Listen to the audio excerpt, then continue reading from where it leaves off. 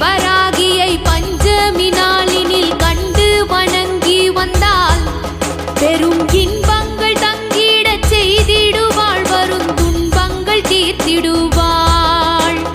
சிங்கத்தின் மீதினில் வந்தருள் செய்திடும் சிந்துர வண்ணத்தினாள், அன்னை செங்கையில் சங்குடன் சக்கரம் கொண்டவள் விஷ்ணுவின் அம்சத்தினாள்.